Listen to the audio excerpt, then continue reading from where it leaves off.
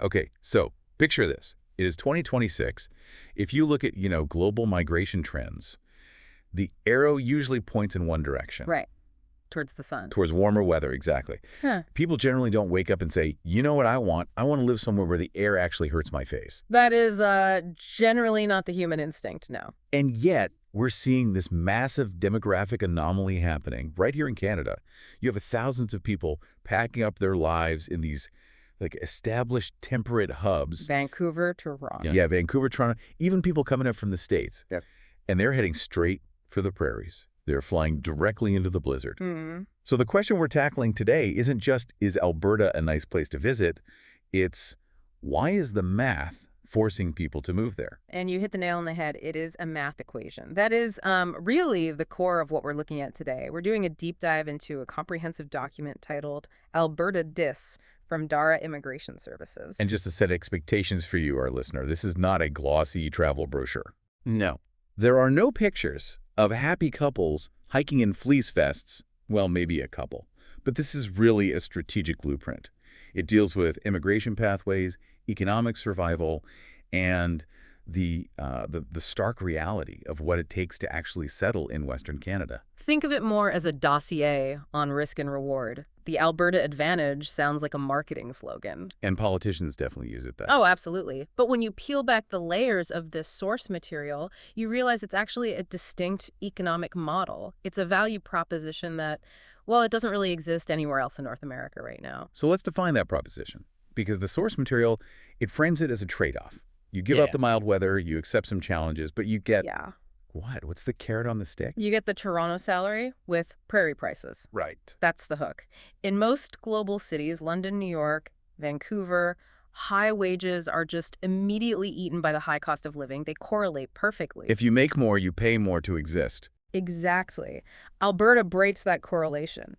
You have the highest median household income in Canada, but your major expenses are significantly lower. Okay, so let's start with the most immediate thing the source highlights. The one that hits your wallet every single time you tap your card. The tax haven status. The tax haven status. It's a financial anomaly. Alberta is the only Canadian province with no provincial sales tax, or PSD. Walk us through the impact of that, because, 7 or 8% sounds pretty small on a coffee receipt, but the source suggests it actually changes your whole behavior. It absolutely compounds. If you're living in Ontario, you're used to paying a 13% harmonized sales tax on almost everything. Right. In British Columbia, it's 12%. In Alberta, you only pay the 5% federal GST. That provincial slice is just zero. So if I'm buying a sandwich, maybe I don't notice. But if I'm buying a truck... Exactly. I mean, if you buy a $50,000 vehicle in Ontario, you're paying an extra $4,000 in tax that an Albertan just keeps. If you're furnishing a home, buying electronics, or just doing that massive weekly grocery run for goods, that 7 or 8% spread stays in your pocket. Over a year for a family of 4, the source estimates that's thousands of dollars of post-tax liquidity. Which is money you can actually use, you can invest, or save. Precisely. It's a psychological discount on your entire life. But look, the tax is really just the appetizer.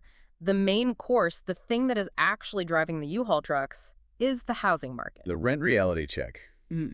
Okay, the figures for 2026 in this guide are honestly a bit jarring if you've been living in a coastal city. They're striking, and this is why people are moving. Let's look at Calgary first. I mean, this is a major corporate headquarters, a city of over 1 million people. It is not a small town. Not at all. A one-bedroom apartment there is stabilizing at around $1,690 a month. Which, okay, let's be honest, $1,690 isn't cheap in a vacuum. It's not 1990s prices. No, it's not free. But context is everything. The source notes that this figure is roughly $900 cheaper per month than a comparable unit in Vancouver or Toronto. $900 a month. That is huge. That's a luxury car payment, your insurance, and probably your grocery bill combined. You're essentially getting a $10,000 or $12,000 a year raise just by crossing a provincial border. And if you look at Edmonton, the capital, it drops even further to about $1,400. Wow. That is widely considered one of the most affordable rates for a major North American city. But the real insight from the source isn't just about renting, it's about the purchasing power parity when it comes to home ownership. The 3-year path. Yeah. This was a part of the document that I highlighted like 3 times. Right. This is the key takeaway for anyone feeling stuck. In Toronto or Vancouver, the down payment for a detached home is now so high that for many people, the math it never works. You're in a permanent renter trap. You are. The source outlines that in Alberta, specifically Edmonton, where detached homes average between $400,000 and $500,000, a professional couple can realistically save a down payment in 3 years. So the move isn't just about saving cash.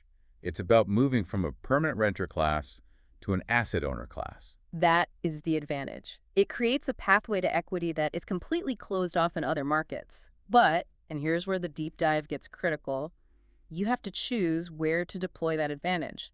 The source paints a vivid picture of a tale of two cities. Calgary versus Edmonton. The Battle of Alberta. The rivalry is legendary, usually involving hockey, but this guide breaks it down functionally. It's not just about sports teams, it's about your career risk profile. That is the absolute best way to frame it. Calgary is high beta. It is the corporate HQ.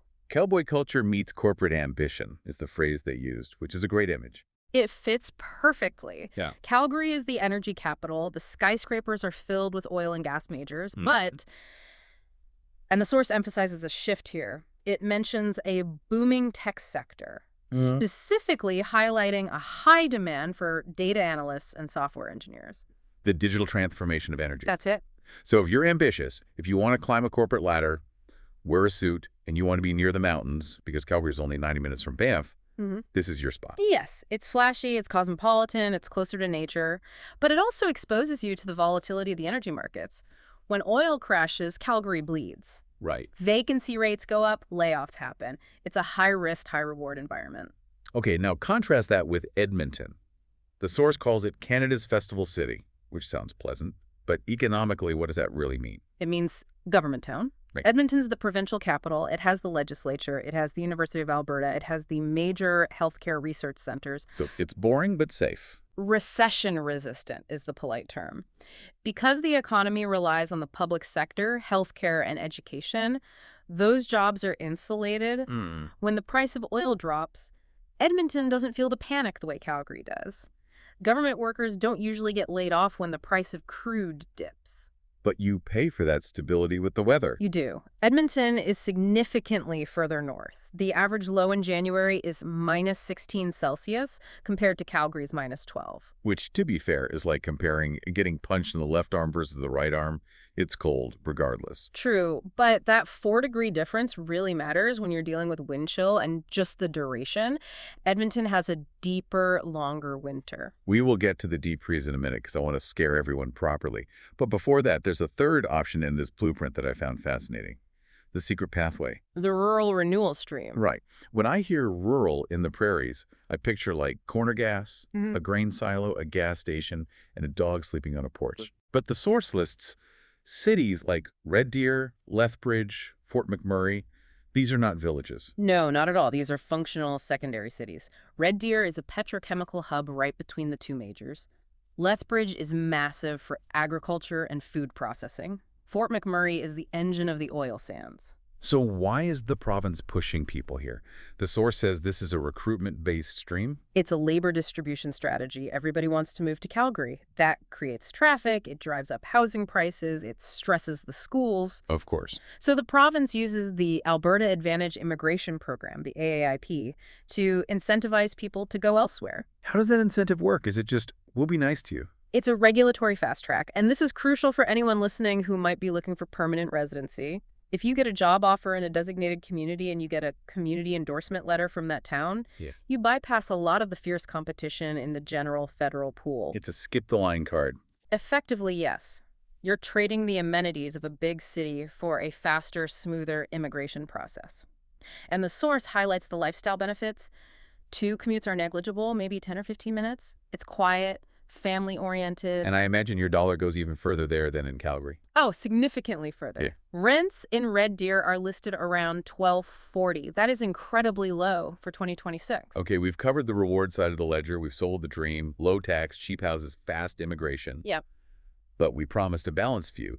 And the challenges section of this document is, well, it's blunt. It definitely doesn't pull punches. Let's talk about the elephant in the room, the economy itself. We mentioned volatility in Calgary, but the source describes the entire province as a boom and bust economy. It is the nature of a resource-based economy.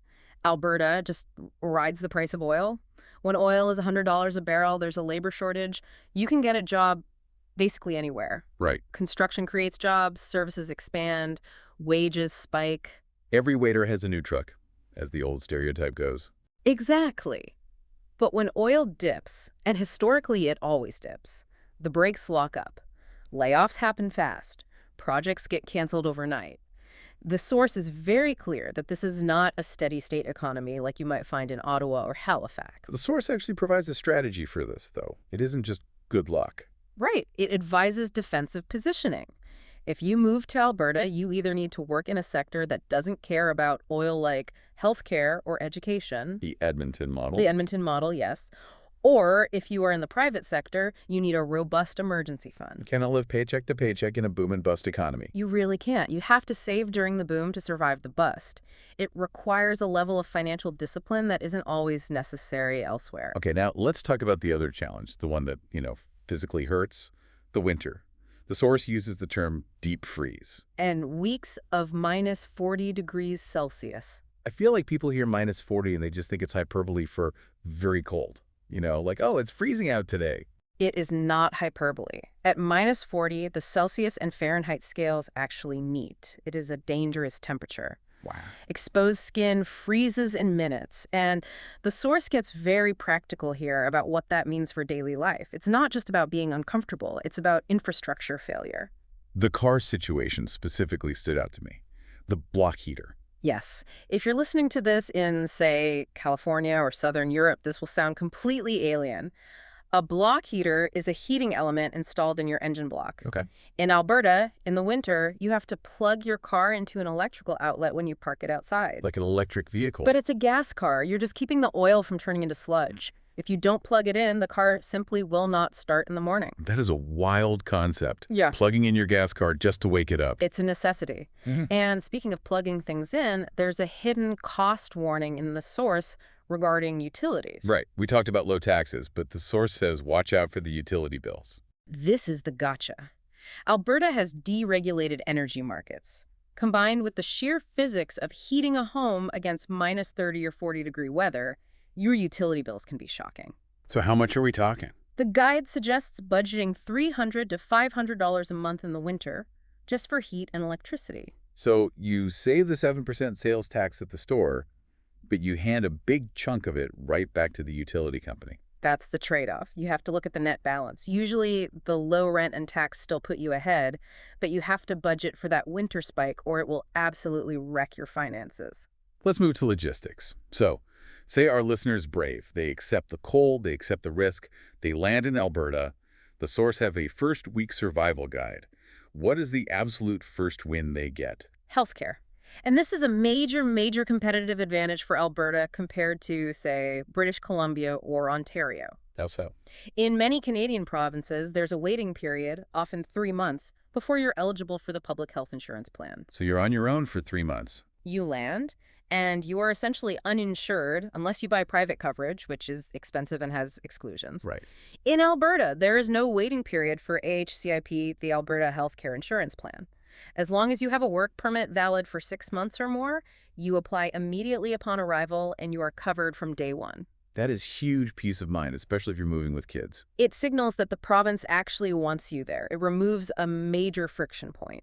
Now, on the flip side, there is a friction point the source warns about: transportation. The guide asks, do I need a car? And the answer is a pretty aggressive yes. It is. Look, Calgary and Edmonton have light rail transit, the C train, and the LRT. They're fine for commuting to the downtown core during rush hour.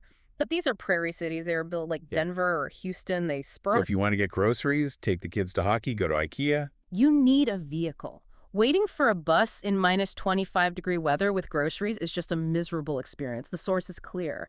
Factor a vehicle into your budget immediately. And that involves visiting a registry agent to swap your license. And speaking of urgency, we need to circle back to the immigration timelines one last time. The source mentions quotas. This is vital. The AAIP, the Provincial Nomination Program, it is not an open door that stays open forever. It has a cap. Yeah. The source explicitly warns that these streams fill up quickly. So this isn't a think about it for 2 years kind of situation. No. If you see the Alberta Opportunity Stream or the Rural Renewal Stream is open and you are eligible, you apply. Hesitation can mean the quota fills and you're locked out for a year. Wow. The timing is just as important as the eligibility. So let's synthesize this. We have this document, the Alberta Blueprint. It describes a place that is economically distinct from, really, the rest of the continent. It's a classic risk-reward scenario. That's the synthesis. Alberta offers a financial fast track. High wages, low tax, affordable entry-level housing.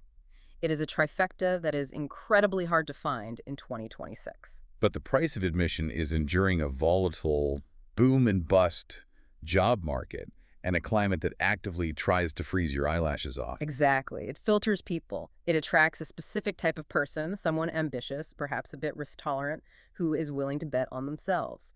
It's for the person who says, I will endure the winter and the uncertainty in exchange for a mortgage I can actually afford. It feels like a place for people who are done waiting for things to happen and want to make them happen. I think that's a very fair assessment. So here's the question we want to leave you with today. Yeah. It comes back to that choice between the two cities and that rural option. In the economy of 2026, is the safety of a boring, stable government job in Edmonton actually worth more than the high-flying corporate potential of Calgary? Or does the complete lack of sales tax make the frozen winters irrelevant? Because you can just afford to fly somewhere warm for 2 weeks every February. It's a calculation only the listener can make. But the math is definitely compelling. Absolutely. A reminder that our source for today's deep dive was Alberta DIS by Dara Immigration Services. We're just analyzing the data. Always check the official government sites for the legal fine print. Always check the source. Thanks for diving in with us. Stay warm out there.